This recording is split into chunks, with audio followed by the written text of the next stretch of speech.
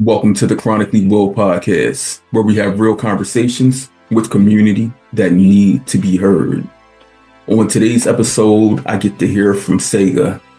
Tsega, with season 2, I'm taking a trip around the world, and you just told me that you're of Ethiopian background, and so I've recorded so far this year with people all over from Africa to India, UK, all about. So I'm glad that I'm able to take this voyage and this journey and stop with you, a person of Ethiopian descent, background, heritage, culture, and also taking a trip back up northeast to Boston.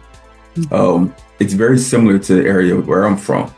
Um, could you please give us all a summary of who you are? Sure. So again, Will, thanks for having me. Really appreciate it. Hi, everybody. So my name is Tsega, but everyone calls me Tsega. As Will mentioned, I'm here in the Boston area. A little bit about myself is I've been living with type 1 diabetes now for 25 years. To be honest, I really don't know a life without type 1 diabetes. But what's been kind of great to see this journey is I have been a patient, or I should say I've been living with this chronic condition in 2 different spaces. So when I was first diagnosed, I was actually here in Boston with my mother's family. I should maybe give a little bit of background. My father is Ethiopian and my mother is Black American from actually outside of Philadelphia. And I had come to the US after being raised in Addis Ababa, Ethiopia, which is the capital. And just miraculously that summer, my mom decided she wanted me to be with her family. So we came here for about 2.5 weeks. And a week before we were supposed to go back home, I was diagnosed with type 1 diabetes. It was actually the day of my birthday. I refused to eat my birthday cake, and everybody knew that was kind of off because when would I ever not want to have some ice cream and cake? So I had to extend my trip an extra 3 weeks, which wasn't what we had originally anticipated. But then I went back home. And it was really kind of interesting to kind of see all of the education and training that I had gained at the hospitals here in Boston, and then going back home to Addis, where kind of the way in which they treated the disease was really differently. The healthcare system infrastructure there was also really different. The resources were different. I went back to Ethiopia with like so many different gadgets. Really, it was just a Lantus pen, as opposed to a vial, and 2 different types of glucose meters.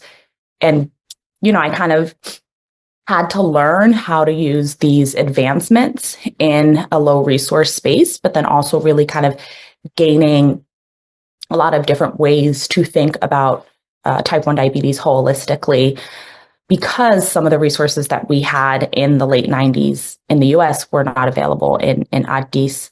And that being said, I think that's really what has allowed me to kind of live my life moving forward. I've been able to kind of do with what I got and really rely on the different communities that are a part of me. I think what's been really interesting is as finally, when I thought I kind of got a hold of my type 1 diabetes, I gained another chronic illness. So I've actually been living with RA for a little under, or rheumatoid arthritis now, for a little under a year. So it's been just really interesting to kind of navigate the health system and, kind of just growing with the disease. I feel like I've said a lot, so I'm definitely. You haven't said too much. You just truly gave basically elevator pitch of who you are. So I got a greater background, more bullets to put into these notes. So you were diagnosed, you said, on your birthday. How old were you then? So I had just turned 9. Just turned 9.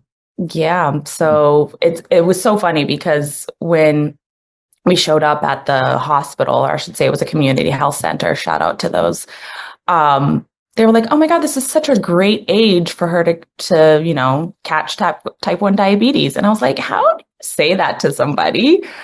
But, now that I've seen some people in the community, I do have some friends that are type 1 that, were diagnosed when they were 15. I have a old coworker who's now a really good friend of mine who was diagnosed when she was about, I think, 20 or 21. Mhm. I kind of look at it a little bit differently and I kind of get what the doctors were saying, but in that moment it was really insensitive. Yeah, it is truly a great difference on when you are diagnosed. First, I must think about like your family dynamics, like because most people who are diagnosed post adolescent years, like they have to take on this full responsibility. I mean, even so, like I know myself, like a person of color, communities that I come from at a young age were typically placed or put in a role that we haven't chosen. Like Mhm. I know many people by the time they were 6, 7 years old were fully independent with their diabetes, which you shouldn't have to be because there's so much of a burden mentally that at that age you truly can't cope or understand. I mean, but that's I think the burden of having Mhm. type 1 diabetes, right? I mean, I was diagnosed at 9. I have very educated parents. I'm very blessed. My both of my parents are educators. So they tried their best. They tried their very best. My parents, they tried really hard to be as supportive as they could, to learn as much as they could, but they weren't the ones, living with the condition, right? Granted, they were parents of a child who was living with the condition, but I mean, within, I guess, like 4 or 5 years, I think by the time I was 14 or 15, like I was managing my own diabetes because I felt before that I was also managing like my parents' emotions as well as my own emotions, as well as kind of, navigating this landscape.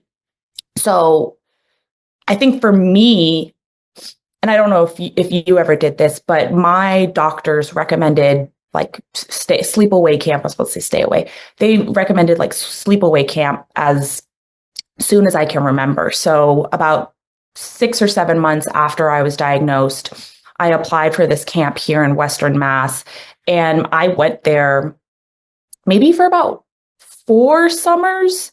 And then I was like a counselor in training and then a counselor in their day camps here in the Boston area until I was done with high school. And I feel like that sense of community was really where I was learning how to navigate my diabetes more than what I would have been able to get from my parents. Granted, my family and my parents are really supportive. They understand the illness and they try to be there as much as they can, but I still feel like the burden and the work has always been on me, and it's been me finding other type 1 diabetes communities and connecting with them. Yes, finding community truly does mean everything. I mean, it's almost identical to say you're a child growing up in middle school. Mm. Your peers are who know you best, truly. They're the ones who can feed off of your energy. Or your Mhm. parents will see things occurring, changes, whether they're hormonal, intellectual, physical, like different things, they will see them. But that from the physical is different than mental, Yeah. psychological, emotional. Um, you were able to tap into your community at such a young age where you knew like I had to keep this in my pocket, these friends, these groups along my journey. And Mhm. I've spoken to many people that have said like who were diagnosed at younger ages where they did go to camps, sleepaway camps and whatnot. They're like, I'm still in communication with some of those people. Um, I recently released the episode, maybe last month, a woman who's been living with type 1 diabetes for 50 plus years. And she's like, I was in camp with some girls in New York in the 70s. And even today, I keep in contact with a few of them. She was like, those are her Yeah. sisters for life. So, yeah, it's no blame or anything because we know our parents, they do everything they can for our well-being. Seriously. That's a part of the American dream, to see your child be better off than you were. Mhm. And that's a part of the dream, I'm sure, that your father instilled in you. Mhm. And not you were diagnosed again at 9 years old. I want to go back to this birthday because I'm going to tell you about my ninth birthday. My Okay. ninth birthday, I had a Bart Simpson cake. And I remember it so vividly. It was Bart Simpson on a red skateboard. And Okay. when you tell me about your ninth birthday and having to go in the hospital shortly after and being diagnosed, it's like my ninth birthday, all I remember is like this peace, love, joy, happiness. But you had this traumatic experience occur at 9 years old. Do you recall much of that? Oh my God. Yeah, I do.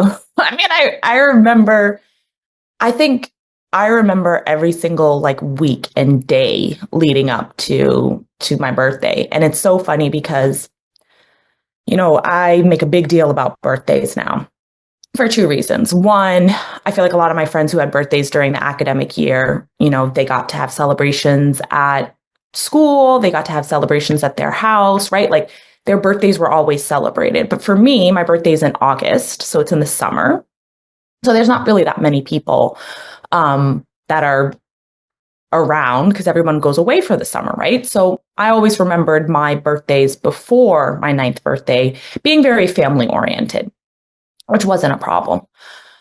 But then for that one summer to not really have those cousins that I'm used to having and spending my birthday with, and granted, I was with family still here in the US, but it wasn't like I was used to then go through something. And it was just my mom and I at that moment, right? Because it was like maybe a Thursday or Wednesday. It was some day in the middle of the week. It wasn't a weekend. So like people really couldn't like take time off to come, hold my hand while we were in the ER. Also, you're in the ER. You can't really have like five people in there with Right. you, right?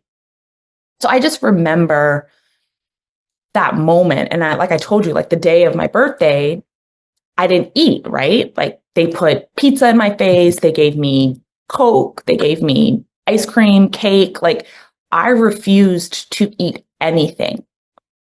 And then I remember we went from this like community center here in Boston, and then we were going to like the major children's hospital. And I remember the guy's like, oh, because it's your birthday, let me make it a little bit special for you. So like there was no traffic at all, but the guy still turned on the sirens for me so that it sounded like a little festive.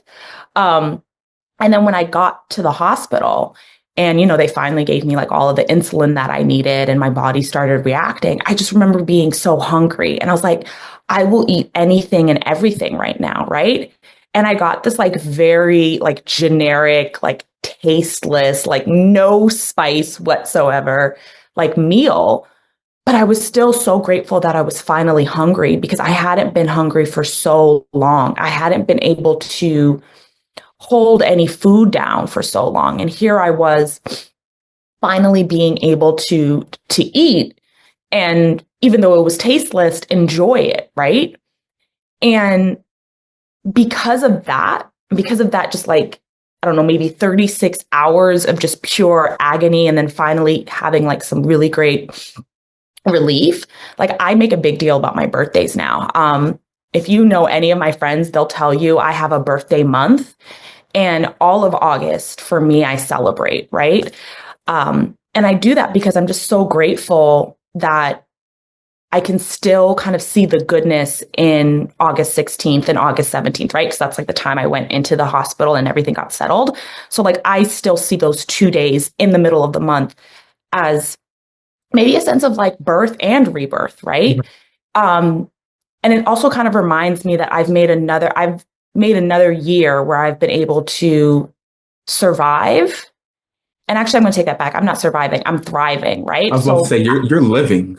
I'm living, right? And Yeah. I think I'm really grateful because if this was like 50 years ago and if my dad like hadn't come to the US and this was another one of his family members, like who knows whether that person would have made it to 25, whether that person would have made it to 35, right? So I can't take that for granted. So yeah, the day is a little sad, or it was sad and it was traumatic in 1999, but today it's not. And, I kind of like to have that attitude when I'm thinking about it.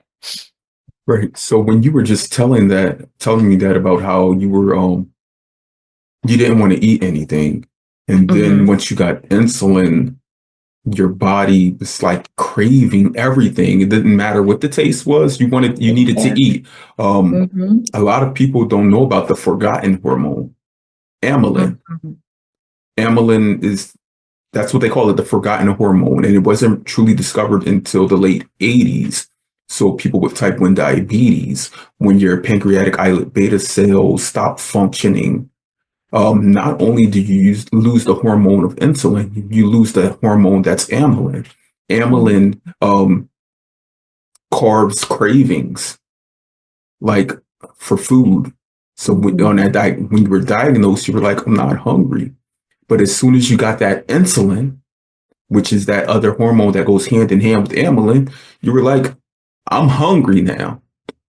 Like the receptacles in your brain were like working hand in hand. It was like, let's fix this child.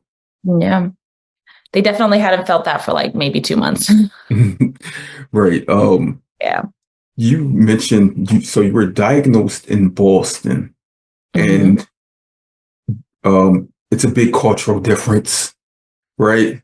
Um, Diagnosed in Boston, you got a Lantus pen. You go to Ethiopia, that Lantus pen was like technology, Oh, yeah. like the I mean, greatest new gadget. Because I've recorded with people from Kenya to Uganda.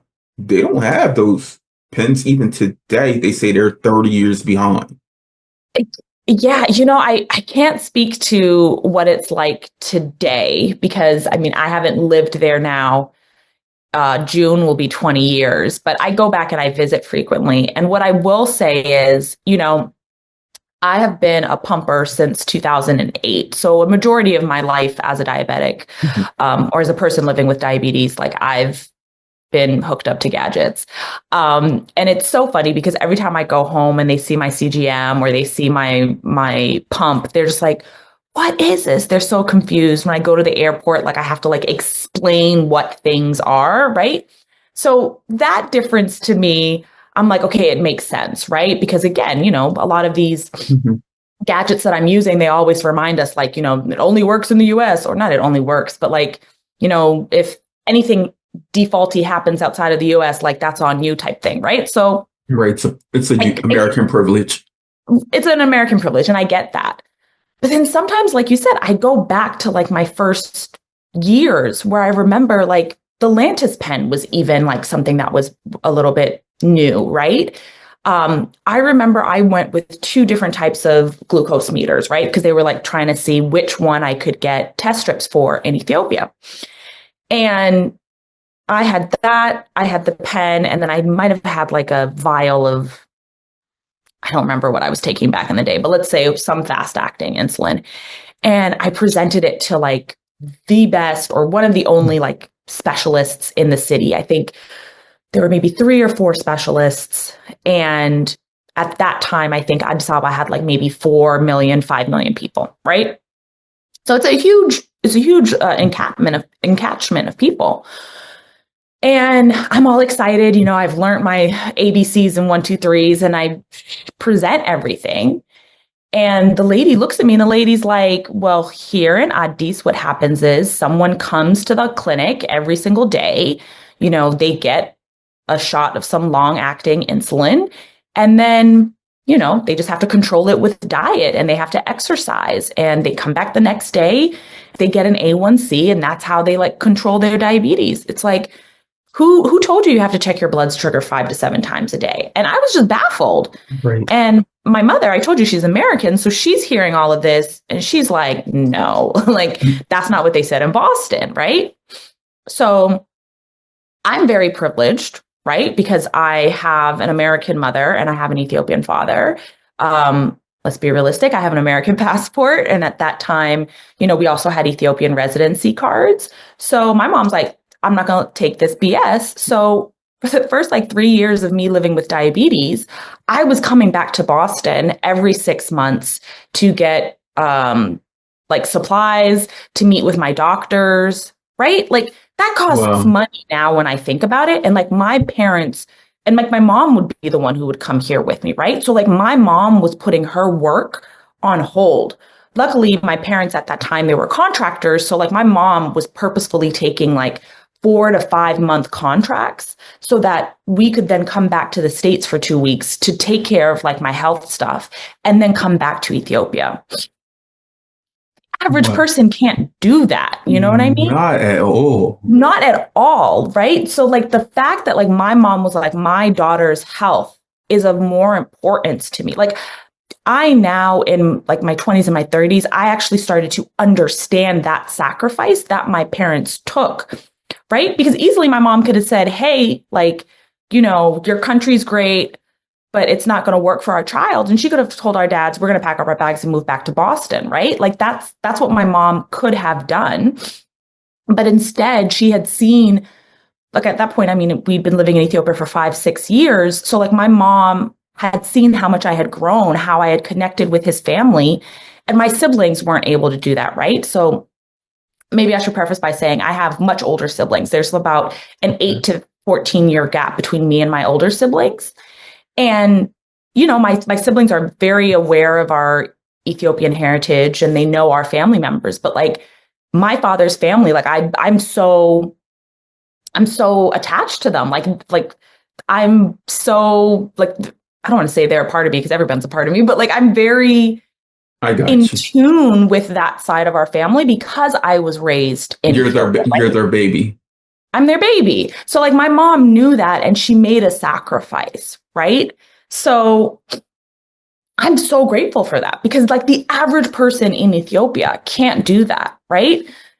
And I think that's also what stemmed a lot of like the community engagement work that my mom and I started doing, in my early stages of living with type 1 diabetes, right? So I think there was like a walk, and I keep forgetting like whether it was early or whether it was late or whether it had been on pause, and like we brought like something, we got engaged in it, and like for the 2, 3 years that I was in Ethiopia before we moved back to Boston, or before I moved back to Boston, like we would really get engaged. And then my parents worked for non-governmental organizations in Ethiopia. So like they would get them involved. So like we were getting money, we were getting medication donated. Like there was just a lot that we were trying to do. But I think for me, what always frustrated me about those like good deeds was that they were one off, right? They never really had any type of like sustainability.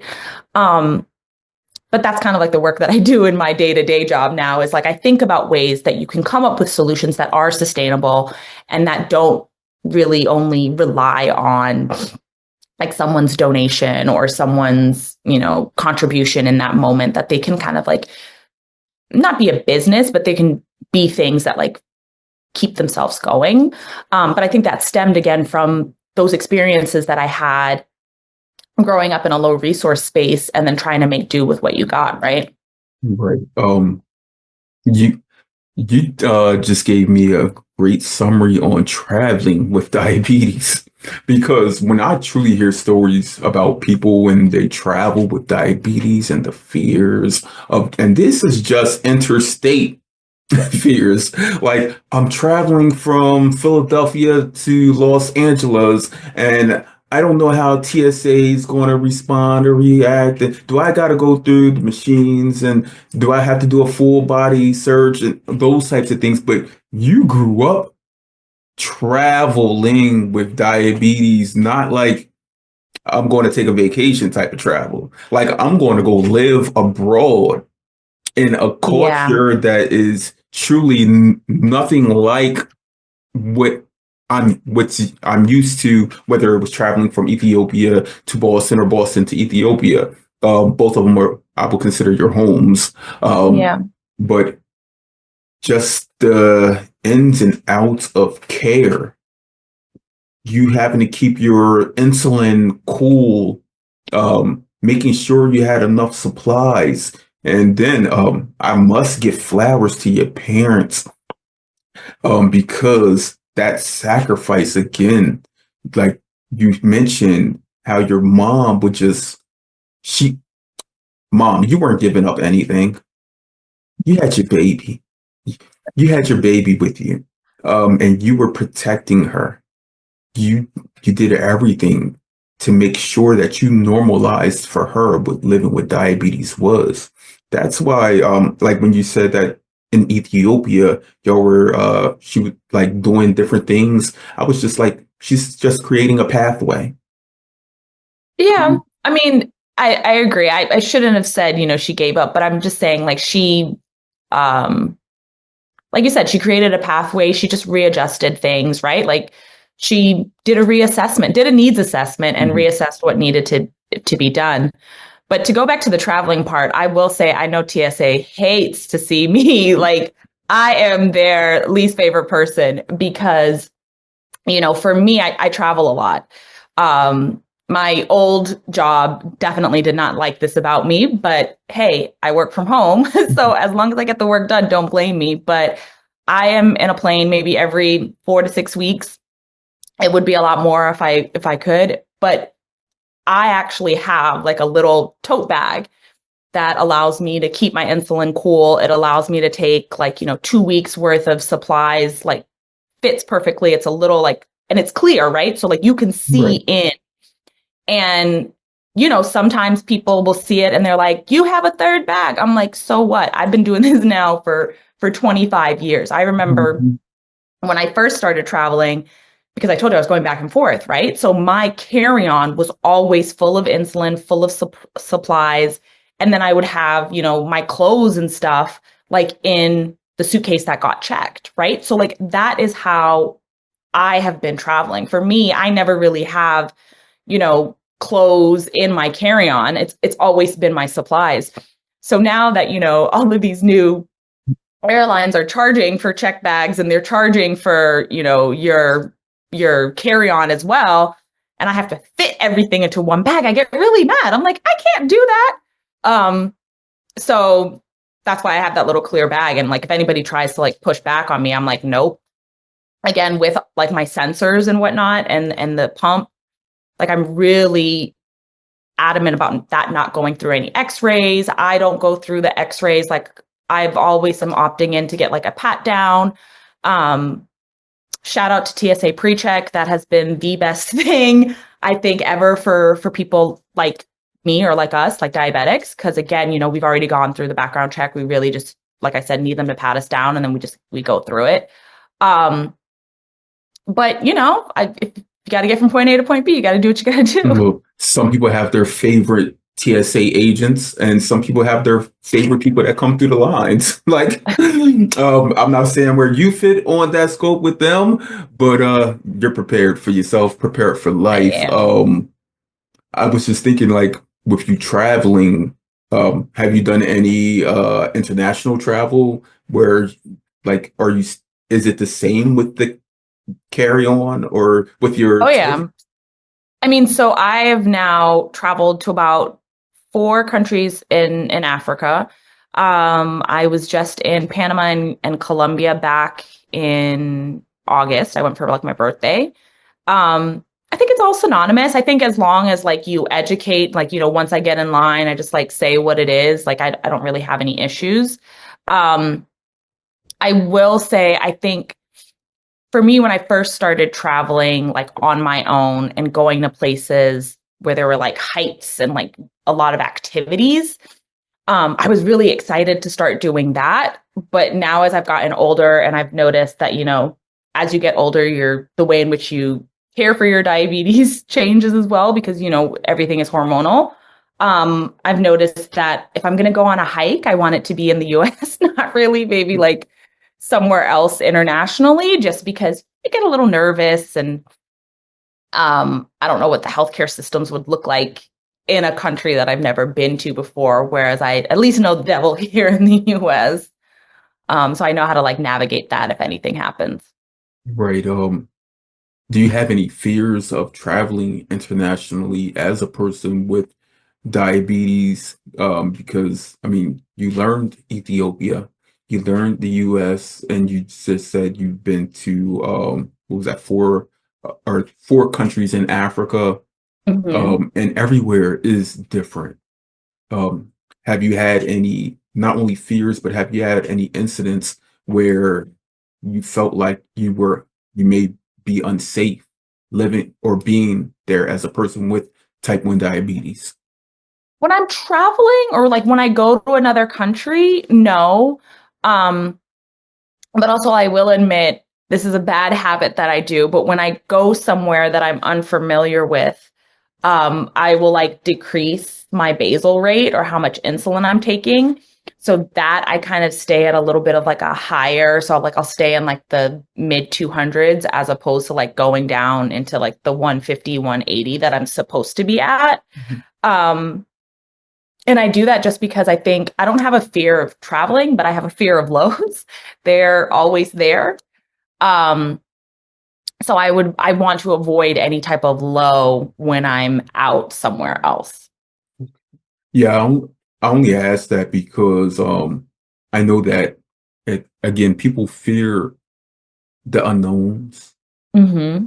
And specifically right now, like with the traveling, people fear um just not being able to access the things that they need. And you are giving people, the community, a different perspective, one that shows that I've been traveling my entire life. Look at me. Yeah. Do you hear how impassioned I am about traveling, venturing out, celebrating all of these things, and I'm doing them unapologetically as a person with type 1 diabetes. And Yeah. community needs to hear that. They need to see you so that they too can just garner some of that.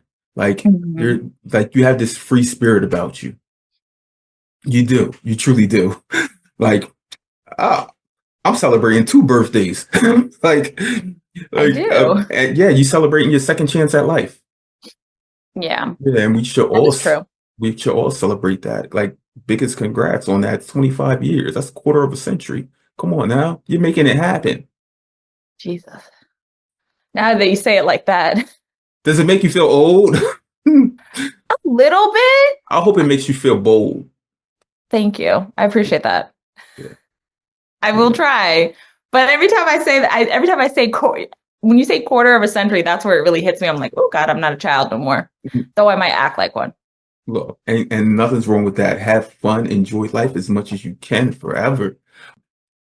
I wanted to speak a little bit more about Ethiopian culture. I mean, we know Right. like every country has different cultures, different heritage. Is Hmm. but just overall, because you spent half the year there, growing up, how was that for you with diabetes? First and second, did you meet other young people with diabetes in Ethiopia? Yeah. So I think when I was growing up, what I noticed was, I feel like I was always kind of talking about my diabetes when I was here in the States because the way in which my like parents fostered it or made things like work when we were here is I was going to a lot of camps. I was going to like support groups with other, you know, kids my age that had type 1 diabetes or were living with the condition, right? So I feel like I was always talking about it here. But then when we went home, you know, my dad quickly noticed that like when we bring it up with family or when we bring it up with like family friends, like automatically they would pity me. They'd be like, oh my God, so sad. Like, how are you going to live? What type of life are you going to have?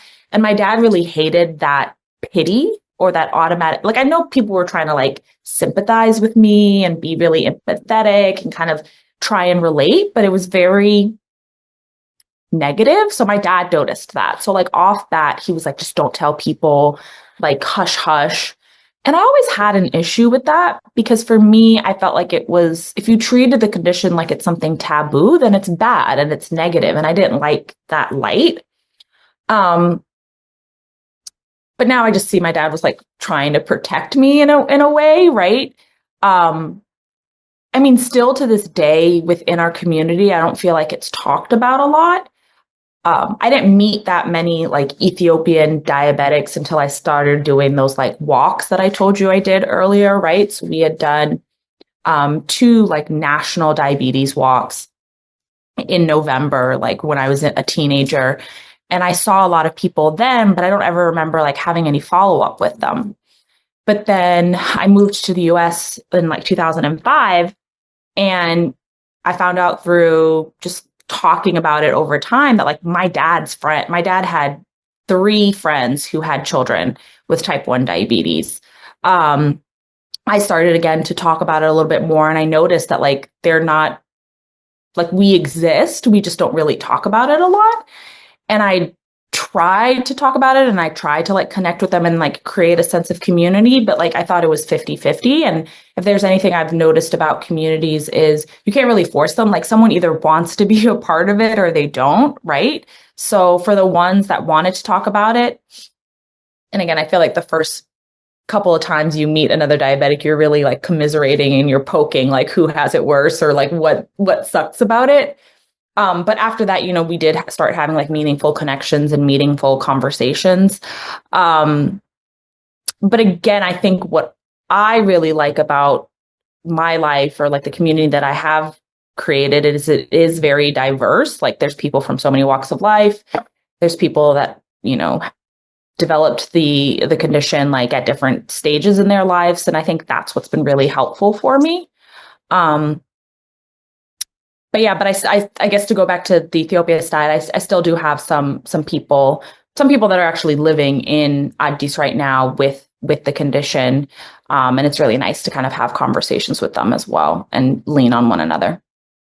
Yeah, because I was wondering, because you were diagnosed at such a young age, if like family, culturally, community, if there was like a pity versus disbelief. You mentioned the pity because I know I've spoken again with people all around the world, and they usually come hand in hand. Like some people are like, "Oh, this Yeah. baby, how are you going to do this? Basically, we got to wrap you up in bubble wrap and stuff like that." And then there's this disbelief, like, "Oh, she's a child. She'll grow. Like once she reaches a certain age, diabetes will be gone." And that's the whole disbelief, but it's also a hope. But Mhm. people truly don't understand what this chronic health condition is. There's so much miseducation, There's so much non-education. education. Yep. Yeah. I mean, I think it's so weird because, 25 years, that's a really long time. I mean, I like I said, I don't know a life without type 1 diabetes. And, both sides of my family, whether it's my Black American family or whether it's my Ethiopian family, like there, I don't know if it's a little bit of disbelief, but I definitely think it's a lot of like miseducation and not really knowing what type 1 diabetes is, right? I think on both sides of my family, it's like, but no one else in our family has diabetes. Well, yeah, we've now concluded that type 1 diabetes really isn't hereditary, but autoimmune diseases are hereditary, right? And if I look at both of my sides of the family, like there are other autoimmune diseases that have presented in other family members, right? So let's connect those two. No one ever wants to hear that. And I think the one that I always get really frustrated about is like when I go to visit family, and it's usually around holidays. So we're feasting, right? And there might be, I'm not a big dessert person, but sometimes I might crave cake, or sometimes I might want something sweet, or Hold on, I, you're 25 years in. Don't tell me you still get you can't eat that, oh yeah, or you shouldn't eat that, because I Mhm. wrote down here 95, 2005, 2025. No matter what year it is, it like there's still stigmas placed upon it. I Even people mean, living with it. I was at my cousin's wedding, January 2024, a year ago, and I reached over to get like a piece of cake, and they were like, "Oh, can you eat that?" And I was like, "Don't you dare." I was like, I was like, "I'm not in the mood. I can't do that. Like, I just, not today." Right. And I know they mean well. Right. Right. And it's so funny because one of my cousins, she lived with me when I was like a kid. And anytime like there was dessert, or anytime there were like cakes at like parties or anything, everybody was telling me, "Oh, you can have fruit," right? And they would give me fruit, or they would give me some type of like alternative. Really, with my pump, the carbs are the carbs, right? Like it doesn't matter. So, to this day, that cousin will always be like, "Do you want cake or do you want fruit?" Like she'll let me know that like there are options, to which I then have to tell her all carbs are the same. But then I stop arguing with her, because I'm like, you know what? She was only 5 years older than me, and like this was something engraved in her when she was a teenager. So like I can't take that out. But my other family members, I'm like, I need y'all to like calm down, because I can do whatever I want, right? Like I'm more aware now, and again, like I understand the ins and outs. But I think that speaks to a larger like theme within type 1 diabetes is, we are constantly learning. We are constantly learning our bodies. We're constantly learning the new technologies.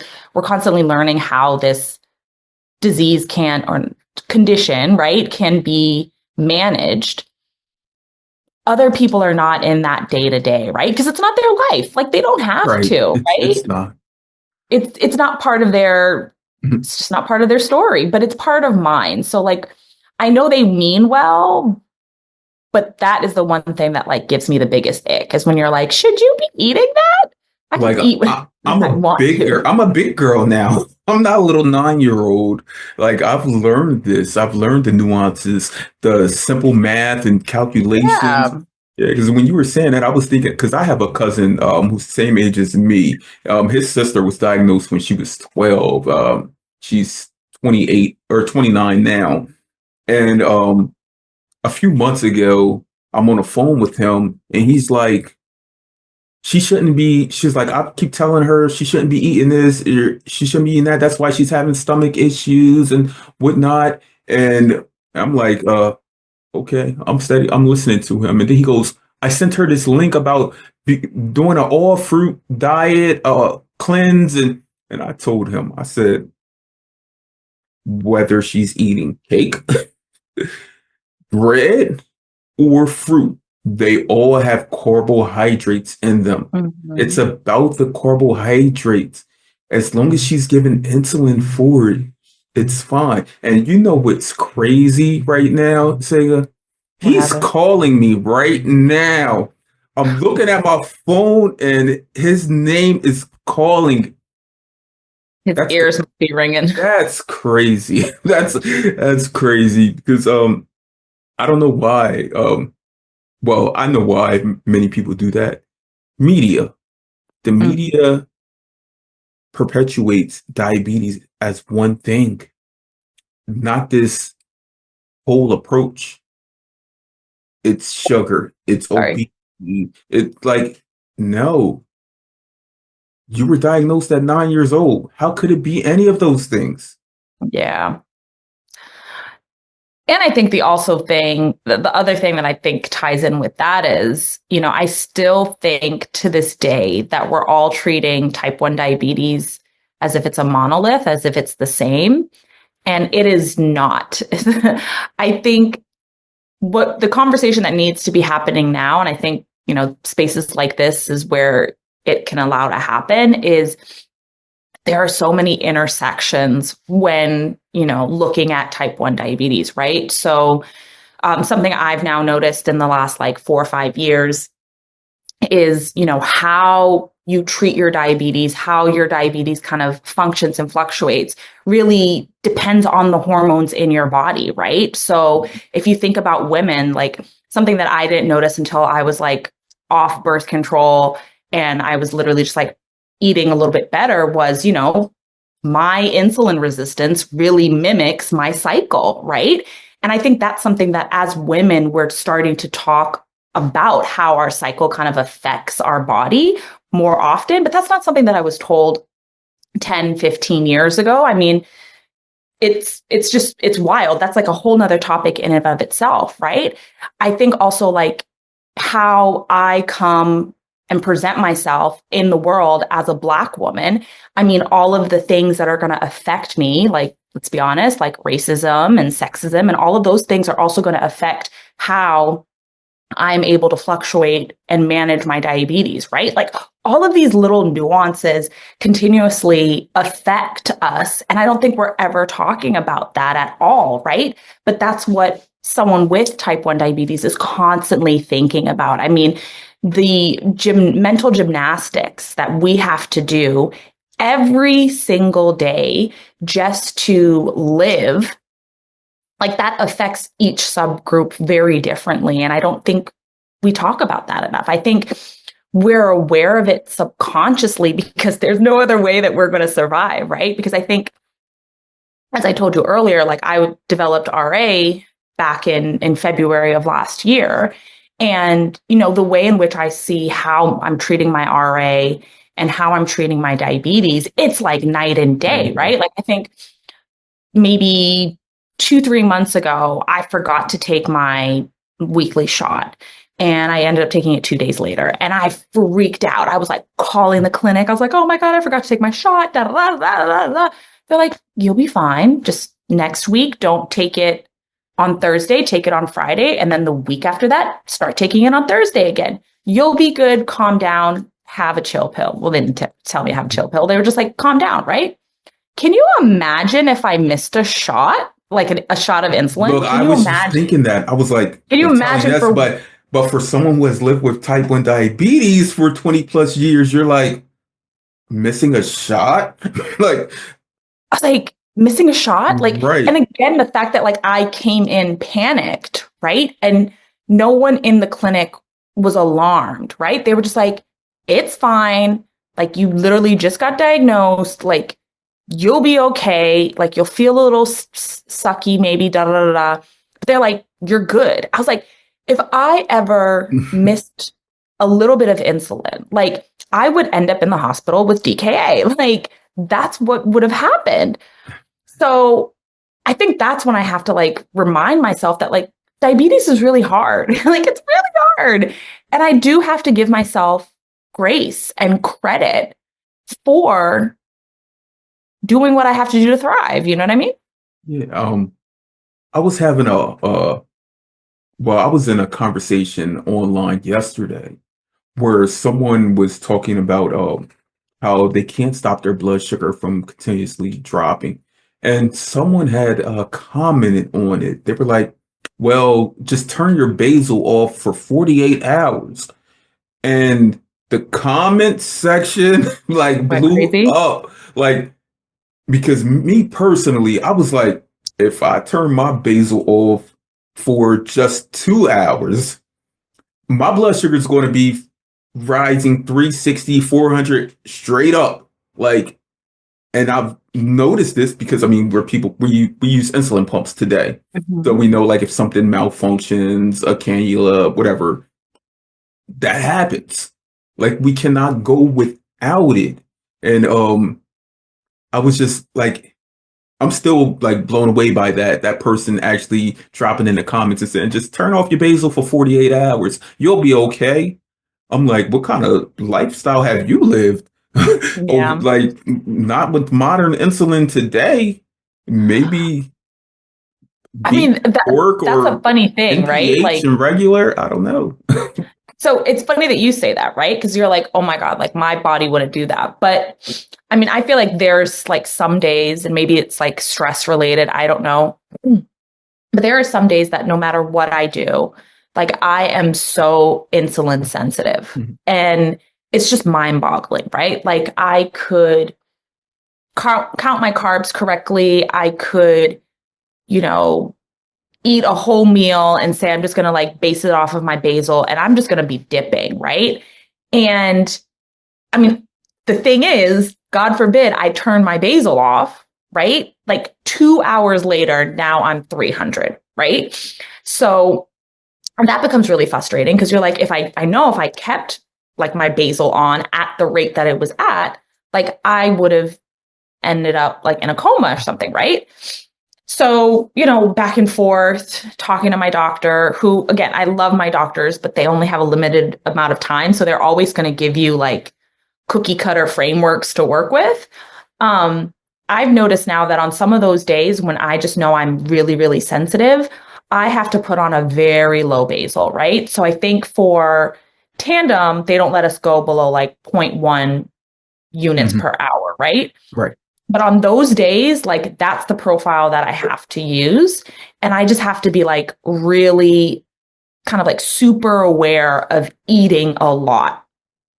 That sucks, right? Because you're like, I don't want to overeat. I want to eat when I'm hungry. I want to eat when I feel like eating. But then I think that's kind of like just one of the downsides of living with type 1 diabetes is you can't really see food only as like, I'm only going to eat when I'm hungry. I'm only going to eat when I feel like it. You actually have to look as food as like a fuel. So you're like, all right, I'm going to eat a really high protein. So for me, I'm extremely like not sensitive to insulin, like first thing in the morning, right? So like right now I had a banana. I had to give myself so much insulin for it, right? Still rising. But like I've noticed when I eat like really high protein diets, like then I'm fine. Fall in love with chia pudding, my favorite thing, right? So like kind of just being aware of that and just like knowing what you're doing, how you're doing it. Yes, does it add like extra time to my day? Yeah. Is it a tad bit stressful? Kind of. But guess what? I want to have a really productive day and I want to be able to live my life. So these are like the little things that I have to do. This is how I live my life, right? Like this is just like type 1 diabetes for me. Why would you think I would end up in program management as a career? I have no idea because, you'd think living this life, I'd want to do something completely different for a career, but nope. Because you're so used to the ever-changing climate and cycle of living type 1 diabetes, to be a program manager means like it is almost like a cookie cut approach. But diabetes is the complete opposite of that. Not at all. Maybe it's because you've done this diabetes thing your like the entirety of your life, basically. Your brain was like, we gotta bounce this out a little bit somehow, some way. Maybe. Maybe.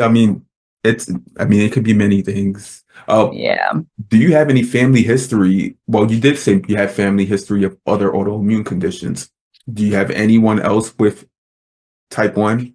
In my family, and I'm now like thinking about, cousins, and yeah, no one has diabetes, which is extremely interesting. No one has type 2 diabetes either. And then my dad thinks that maybe one of his father's younger sisters might have had type 1 because when he thinks about kind of like some of the symptoms that she had before she eventually like passed, they think that's what it was. And again, I mean, this is like someone in the 50s or 60s. So, and my father, his family is from like a big city in the north, and in the 50s and 60s, it wasn't a big city. It was like a big town. So yeah, but I do wonder if that aunt who passed away and had symptoms of type 1 diabetes, according to my dad, I wonder what it would have been like if she had kids, right? Would they have had diabetes? What would that have looked like? But we'll never know. We'll never know. And I mean, her being in Ethiopia as opposed to being in the US, where myself just 4 years ago, I was able to look through ancestry.com and find my great grandmother's death certificate, sorry, death certificate. And it reads right in front of my eyes, like, and when I read it, I'm like, wow, she passed. Well, it says she became sick January 19th, 1954, passed February 2nd, 1954, complained about Um, stomach issues. She had lost a ton of weight, was frail thin, like 80 plus pounds. And at the end it says that's due to acidosis. oh, wow. Wild. 1954, like you just said, 1950s, 1960s, but that was here in the US. And she lived in a rural region outside Mm. of Lancaster, Pennsylvania. She had an indigenous background, and that's why she didn't have access to healthcare and stuff, even in the 1950s, if Yeah. she was on a farm. That opens up a whole new door, but I mean, I think I mean that's wild, right? Because like you said, like the 50s, 60s, two different places still had a very similar outcome, right? Again, I can't say for certain whether my aunt was type 1 diabetic or not, but it's wild because I do still think some of that access is still an issue to this day, right? So I'll give you a little bit of a story of why I think so. I mean, I've been on a pump my whole life. Like I have gotten off of the pump for Mhm. bouts of time because I'm like, I'm so sick of being a pumper. Please, 48 hours later, I'm turning that thing back on. I'm putting in another site, right? Um, but I had to switch insurances last year. And my whole life that I've been on pumps up until 2024, I have never had to pay a copay or anything like to get my diabetes supplies or my pump supplies, right? I've had to pay for the sensors. That's neither here nor there. I'm just talking about the pump. And this time I had to pay. And the amount that I had to pay for each like monthly supply that I was getting was a lot of money, particularly for someone who's paying a premium for the health insurance, right? And I just remember like going back and forth. They said, this is the plan that your company made, blah, blah, blah, blah. Cool. So then a little bit of backstory, I get let go from my job in September. It shouldn't have been unexpected, but still felt unexpected. And then I had to get new insurance. And I had to fight for my new insurance to approve or even say, okay, we're going to cover your medical supplies. To which I then said, you still know there's no cure for diabetes, right? Right. This is common knowledge now. So if you're getting notes from a doctor, from a diabetes center saying that this girl has been on this pump now for 5 years, she's been on this regimen for 5 years, it's working. Why is there issues, right? And I'm a pretty smart girl. I had some free time, so I had to fight for this to be covered or to show that it needed to be covered. And I still to this day don't understand why we're creating that barrier to access. I still to this day don't understand why we're making that difficult. And then I still don't understand why when a frustrated patient client comes to your door, the system itself is so broken that you don't even have any like compassion or you don't have any understanding. Like, I don't know, that vicious cycle just keeps getting worse and worse. And I would think the longer I've been going through this, it would be easier, but it's not. You know what I mean? Look, Sega, when you just said that, like, I had all of these thoughts come to mind because first I was like, with technology and the advancements of it, the prices of things have gone down. Like when you think of Right. the first iPhone, computers, like computers are ever changing.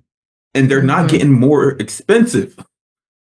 Like I remember my parents getting a computer back in like the late 90s, and it cost them a few thousand. That same Yeah. computer like today is like $100. An insulin pump. The price of it just keeps on rising when that is a necessity. It's not a research thing that we should have to go through. We shouldn't be having to fight it. Like we've already spoken about the different hormonal um, challenges and changes that we go through as living with type 1 diabetes. It's all day, meaning not 24/7, 365, 25/8, 366. That's living Yep. with type 1 diabetes. Why isn't there someone somewhere saying, how can we make life easier for them? Because if we're able to access these things, more money will acclimate. Like you're getting more funds, more people are able to access these things. I don't even know like where to start because I feel like I'm just going to end up, that with like the Spider-Mans like pointing at each Yep. other. Like that's literally how this whole thing feels to me. But then also it just feels, I don't know, it because I know this is not a rare disease. Type 1 diabetes is not rare anymore, right? I think when I was first diagnosed, no, I don't even think it was rare when I was first diagnosed, right? Like, but I work in, or I've a lot, my last job was in the rare disease space, right? And I feel like, there's a lot of um, really positive like advocacy work that's done around rare diseases that I feel like if as diabetics we did a little bit more of that, maybe we would be heard. I don't know. Maybe this is just like wishful thinking. I know there's like the American Diabetes Association. I know there's like JDRF and all of those things, but I don't know. I, I, I don't know. I feel like I have some things, but I don't know if I want them to be recorded. Look, there's a lot like even like I'm in these conversations in this space often. Yesterday, I was in a conversation space about matter of fact, no, that was early this morning, like early, like 7 Oh, a.m. wow. And this conversation was about a cure. And Mhm. people and one person was like, what do you think is the issue? Why aren't people believing in the sciences that are showing that a cure could soon be a functional cure could be available? Because Mm. there are tons of people that have gone through the process and the clinical trials of getting these implanted islet beta cells. And now there's a new release that was released only yesterday from, I want to say, Sanofi Pharmaceuticals, where the pouch that holds the islet beta cells have been shown to not need immunosuppressants, Wow. anti-rejection meds. It's working. And they're like, why aren't people believing this stuff when it's shown? And I'm like, like my train of thought went to, well, we still don't have enough people signing up for these clinical trials. Hmm. Like that, like if we had more people signing up for them and we are able to see more people that are doing these things instead of the 4, 5 people who don't look like us, truly, Yeah. like that would matter. That would make a whole change, that would be a whole like But I mean, that speaks on something else that mhm. I used to do work on. And it's like there's a huge distrust in the medical No. system, in the health system, right? There's a huge distrust in biotech. And again, it's really leans on racism, right? But what I will say is because I was just doing this work in the past around clinical trials for oncology products, right? And the whole issue is not enough Black Americans or Black people are in any of these databases. So then, you get these drugs, you give them, they work or they don't work, or the rate isn't like it is in the clinical trials, right? And then that becomes an issue and it becomes, an equity thing, right? Because now, you have these quote unquote therapeutics that are not working in a group because they were never in the clinical trial to begin with, right? And I think thinking about, diabetes as a cure or finding a cure for diabetes, and I don't know if we've found a cure yet. I think we've just found some durable therapies because I don't know. And again, these clinical trials haven't been that long, so we don't know the durability of it yet to say whether it's a cure or not. But what I will say is, diabetes is so different for all of us. People living with type 1 diabetes, yes, maybe it's 80% similar, but then it's 20% different. And those differences make or break like whether the drug is going to work, but it's so different, right? So I think now what I've noticed is because I kind of see what some of the companies are doing with their trials or with the product that's made it to the market, or I should say phase 3. And I think the people that have been a part of these trials, it's very homogenous, right? And I don't know how to convince somebody else to like sign up for a trial, but I've always been one to donate my blood. If there was a trial, I think when I first was in high school that I signed up for, didn't qualify for it, but I'm not like one of those people living with type 1 diabetes that was like, oh, it's part of my identity. Like I'm never going to get a cure. Da, da, da, da, da. Let me know. I will sign up so quickly. Like it has taught me so much, but I am willing to let go because if there is anything I have noticed, I have no problem living a soft life. All right. I can get rid of this crippling anxiety. Look, there's so many fears of living with diabetes. So many things that are misunderstood. It truly has and does continue to affect the different relationships we build, whether it's with loved ones, significant others, employment, community. It truly does. But I can sense here in this conversation that diabetes has not stopped you from becoming the person who you truly want to be. And I'm sure your parents look at you and they look at the 9-year-old and they're like, nothing has stopped her. They smile. They like it brings light and joy to their life. Like they know that they did everything they could for you to be confident and be at your best.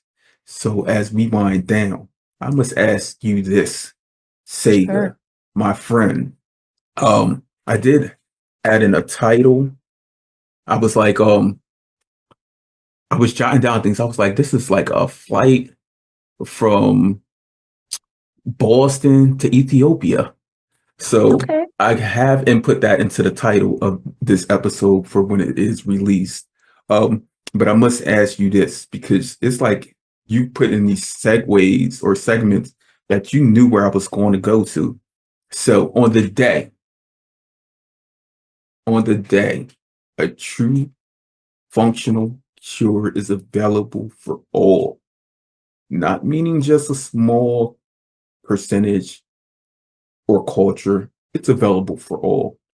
Just like a lot of different remedies that exist today that weren't available 10, 20 years ago, but they're available to all and you can access them and you know that they work.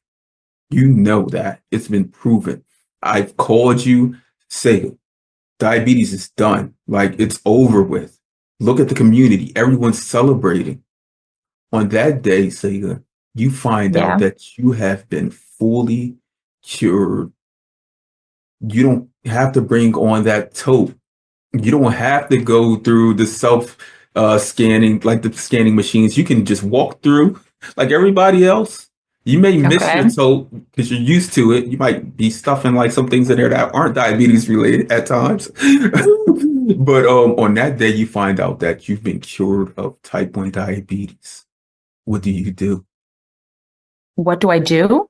What do you do? Oh, man. I keep saying breathe. I don't know. I feel like I don't know what I'd do, but I have a feeling that I would feel so relieved and I feel so free and I mean, emotional. And I feel like I'm saying all of these things as if like type 1 diabetes has been chaining me and it hasn't, right?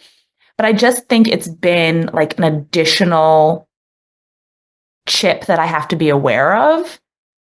So to be able to put that down truly and fully and still be the phenomenal person that I am without the fluctuations, I think that's going to feel extremely freeing. And I think on that day when you give me that call, it's almost like an emotional, like, oh, what's that cloak in Harry Potter that makes everybody invisible? I can't remember the name of it. If I have, Well, whatever it is, like I feel like I would just like take that off and I'd fully be seen. you'll be able to maximize your time. Yeah, because you know, type 1 diabetes just takes a lot of effort and it takes a lot of time. So being able to get that back, I think I'll be grateful. And I say that as like I'm getting another notification that my blood sugar is like 200. Look, and on like no longer having those things like interrupting my being and my space and my Apple Watch. I think you could just let your Apple Watch be an Apple Watch. just let my Apple Watch be an Apple Watch. And on that day, Tsega, I will call you. We will get out. We will breathe. I've been taking notes of everyone I've recorded with to see what they all want to do. And I told them we're going to make it happen. All right. On that day, a cure is here. This community will even embrace each other more. Truly. And Tsega, I truly thank you for joining me on the Chronically Well podcast, where we have real conversations with community that needs to be heard, because Tsega, you are truly someone that needs to be heard. Thank you. Appreciate it, Will. Appreciate you. All right.